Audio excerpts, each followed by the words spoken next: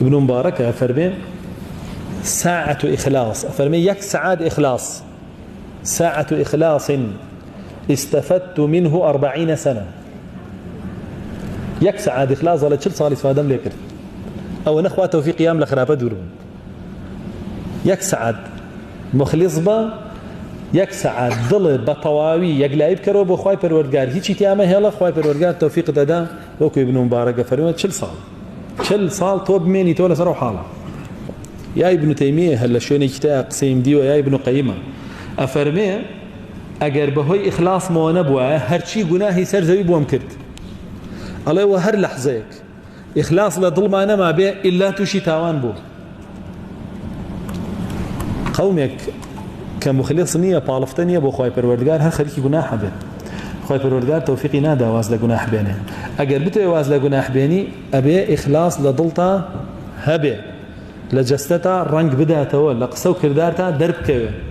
او كاتا خواي پروردگار لگناه بدور تگري جاري واهي خود اروي بو گناهك خوالات دالي بس دبرو اخلاص تيا خود اروي برو گناهك بيكي خوا ادگري لا تدالي نه يلا بيكي دبرو مخلصي او اياتكش زور صريحه يوسف بو باريز راو بولا خرابكاري وداوين بي سي بو اخلاصك ابن تيميه جو افرمي فالله يصرف عن عبده ما يسوءه من الميل إلى الصور والتعلق بها ويصرف عنه الفحشاء بإخلاصه. خواهي پروردگار دور يخاته ولا عبدكاني خرابكاري ووابستبون بويني قناها كانوا يعني هاوشيوي قناها كان يقلد ويكنجام يبدأ دوري شي أخاته ولا داوين بي سي ونظري حرام وعشق والضلداري بربو زيناك اشتاء لهمي دوري أخاته وبهي شو وبهي إخلاصك. فالله سبحانه وتعالى صرف عن يوسف العشق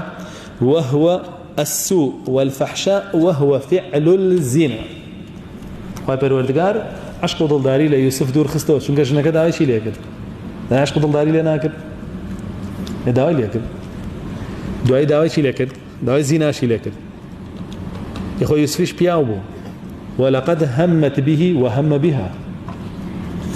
فرمي جنكا ويستي يوسف زناي لقالكا يوسفيش تواناي زناي تيابو بياوبو جاگريش هستي نجولاي بياونو پیغمبرك بلو پري بياوتي ابي ويستي زناي تيابو بلامبوني كرد لولا أن رأى برهان ربه بهو إخلاصك كذلك لنصرف عنه السوء والفحشاء إنه من عبادنا المخلصين تيايبو ومش تجيتواني بك بس بهو إخلاصك وخاب راستي. فإن القلب إذا أخلص لله لن يتمكن العشق منه فإنما يدخل العشق القلب الفارغة.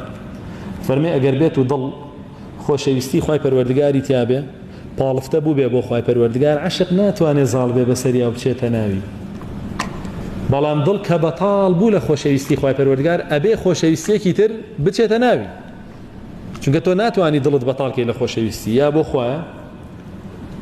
یا بو مالا یا بو جنو من دالا یکی یعنی هر بیت یعنی ایدر هر کس او حالی بجاردوه دلی خالق هي بس خواهیت یعنی حرچیش نتیانتی حتى اشتتياتي ويكتوب خالطاتي لخراب ولا باش أنا فرمي وإذا كان العبد مخلصا لله اجتباه ربه أجر بيته عبد ضلي بالفتك بو خواي پروردگار لنا هم عبد كانات شي ليكا هلي أبجاري جياوازيكا بيكدنوي لهميان جياواز سربه تايبة بخوا كرداري لهميان جياواز سربه تايبة بخوا گفتاری لهمیان جاسره به تایبەتە بەخوا لە نوری خوا قساکە لە نوری خوا کردارەکە لە نوری خوا بیرەکاتەوە بۆ چونکە بنچینەکەی کرۆکەکەی کە دڵیەتی بۆ خوایە ئیتر خوای پەروەردگاریش لەو سەرچاوەیەوە هەموو شتەکانی تر هەڵە قوڵێنێ فأحيا قلبه بەهۆی ئیخلاسەوە دڵە زیندووە بێتەوە ئەگەر مرد بێتیش جەزەبەه إليه زیاتر دڵی ڕاکێشە بۆ لای خۆی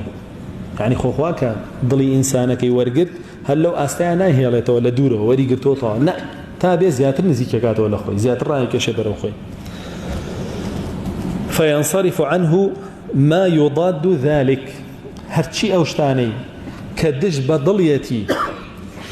و دژ بە خواپەرستیە و بە ئیخلاسە کە لە ناو دڵیەتی هەموو ئەو شتانی لێ دوورە خاتەوە وردە وردە.